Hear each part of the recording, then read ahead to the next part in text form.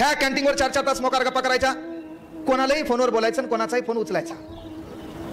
मी काय बाबा थोडा आहे, मला विमान आहे का नाही असं. त्याला आता कळालं, आबा हे बी आपल्यासारखंच आहे म्हणले, हे बी काय म्हणले आपल्यासारखंच आहे. मिथियासारखा नाही पण दलिंदरा. व्यवस्था बदलायची असेल तर पहिल्यांदा आपली अवस्था बदलावं लागते. आपल्याला परिवर्तन करायचं, ते परिवर्तन करताना पहिल्यांदा आपल्याला आपल्या गरिबीची लाज वाटली पाहिजे, आपल्या गरिबीचा आपल्याला राग आला पाहिजे. आणि त्या रागासाठी कुठल्या मोटिवेशनची गरज नाही, कुठल्या विचाराची गरज नाही, कुठल्या स्टेटसची गरज नाही, कुठल्या भाषणाची गरज नाही. गावामध्ये आपण जीवन जगत असताना एखादा सरपंच आहे, त्या सरपंचाच्या बायकोनं घातलेली नेसलेली साडी आहे आणि तेच आपण घरी गेल्यावर आपल्या माईनं नेसलेली साडी आहे. ती साडी जर 2 जागी शिवलेली असेल तर त्या व्यवस्थेचा विचार तुझ्या डोक्यात आला पाहिजे.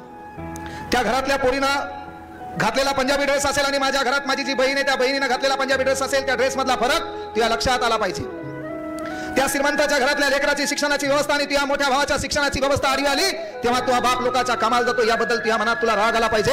आणि तरुण या नात्यानं तुझं काम आहे की तरुण म्हणजे ज्याच्यावर ऋण आहे, ऋण म्हणजे कर्ज, कर्ज कोणाचं, शोषितांचं, पीडितांचं, वंचितांचं, गरजवंताचं. तुझ्या मायबापाच्या डोळ्यात निश्चित पडलेलं स्वप्न पूर्ण करण्याचं जी ताकद तुझ्या मनामध्ये आहे त्याला म्हणायचं आपण तरुण आहेत. असेच नवनवीन व्हिडिओ पाहण्यासाठी या चॅनलला सबस्क्राईब करा.